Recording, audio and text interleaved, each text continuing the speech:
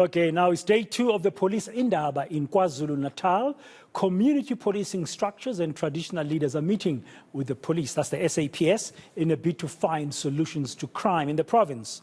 It is one of the 3 with the most murders. Senior reporter Dasen Thathiah is on the story and is following it for us. He's back in our studios in Durban just to give us a wrap of the day. Good afternoon, Dasen. Just wondering what were the main conversations that have come out today, or that came out today out of this Indaba? Well, Bradan, I think anyone who's familiar with KwaZulu-Natal will agree that any conversation about crime fighting is an important one to have, considering that the province has been struggling to shake the image that it's developed, that it is an extremely violent place. We've heard several times police saying that when you have crimes that are committed in other parts of the country, it appears that the hitmen and those behind the murders seem to come from this very province. So there are certainly issues that need to be dealt with, and that's not even touching on the issue of sexual offences, of rapes and other crimes that exist here. The recent crime stats are no different, and it shows that although there have been improvements in certain areas, by and large the province still remains a problem. And you also see a number of mass murders and these shootings that exist almost every other day. So with that in mind and within that context, it was this Indaba that was held. And one of the key points that has emanated is that the South African Police Service certainly doesn't have enough members to be in every corner of the province or in every corner of the country. And if you look at KwaZulu-Natal, you're looking at about 20,000 or so police officers, and it's almost impossible for them to be actively involved in every street, in every area, because you're looking at about 11 million people that they serve. So that was one of the key messages that came out from the SAPS.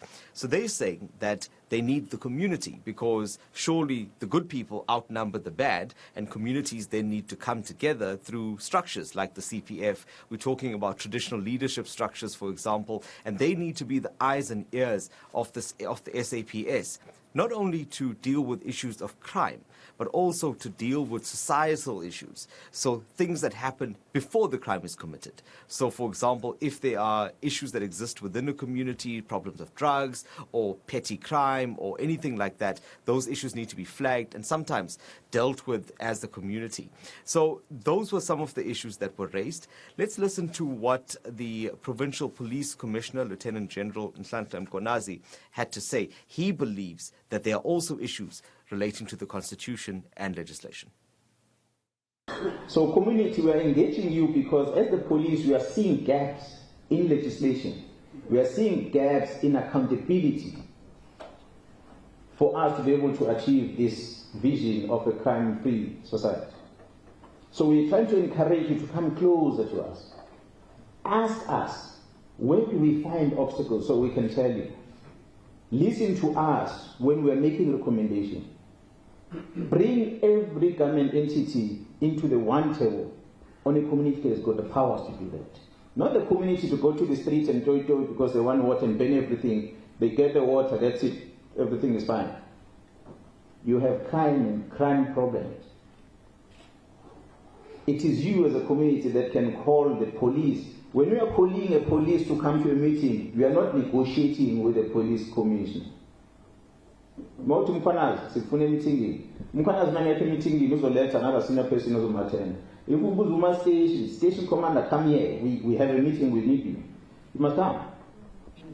So is the mayor, so is the councillor, so is everyone. If that person who's a government employee, that person is working for you as a community, nimbiza angezi. Shuda kahle akanhloniphi. Akumelanga nimphakathi nimvumele ukuthi aqhubeke ahlale leso sikhundla kusona. Because that means that is ukuthi that's where the problem is. We always feel that we only account to those that are paying us a salary, and forgetting that the real employer is you, as community members. A very important point they made about accountability and community. You know, instead of pointing fingers elsewhere, they have a role to play. But I understand, Dasen, the Commissioner also shared some insights in this Indaba about what are the main issues that are hindering effective policing. And that's also another important point, because I guess often it's easy to point fingers at the police to say that, look, you failed and this is not working. But it was particularly interesting to hear from that side some of the challenges that they deal with. And during the course of this Indaba, one of the things that happened is that the different people that were there and the stakeholders, they broke into different groups, into commissions where these discussions were had. So they were then trying to find possible solutions, ways to deal with the issues of crime. Another central point was that of the youth and the role that they play, because most of the crimes, according to the SAPS, are committed by those between the ages of 16 and 24, the majority of them, in fact. But then at the same time, you have these societal issues that lead to that. For example, unemployment, you have the youth and drugs, drinking is a problem. So there were ways that were looked at to, for example, train some of these young people to assist the SAPS. So these were some of those conversations that were held there. But the Provincial Commissioner, he didn't mince his words when he was talking about things that stand in the way of effective policing. He essentially said that at times some government departments have been dragging their feet in dealing with problems. We've heard in the past as well that when it comes to certain areas, simple things like streetlights, for example, are not put up in areas, which then hinders policing there. There are other concerns such as rapes that are being committed, and those are happening in private spaces by individuals who know their victims, for example. And police can't get into those spaces because they wouldn't be able to prevent that crime. He says things like that are then issues of communities and societies that need to be dealt with. Let's listen to what he had to say about other issues that the SAPS deals with in trying to fight crime. Every quarter when there's a crime stats released, you switch on the television, you switch on the news, the only thing we hear about is that the police are failing to fight crime. Because the Constitution says South African Police Service must do this. Hence, other departments don't see themselves as playing the role. We can talk about it. But how many of them participated in the session? Maybe they were here, I don't know. But they don't take it serious. They don't see the need of being part of it. Whether that child at 15 rapes a grandmother, it's not a society's concern, it's not other departments' concern. Police must arrest this one and put in prison. That's what is expected. When that child at the age of 16 marries an older man because there's nobody else to support the youngster, and we end up with what is a child that is giving birth to another child. It's a minor. We say the statutory rape, we must arrest him.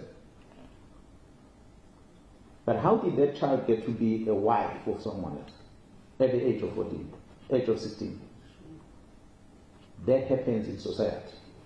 It's a very same society that would be there celebrating that marriage, because they don't see that themselves as being the players in crime fighting.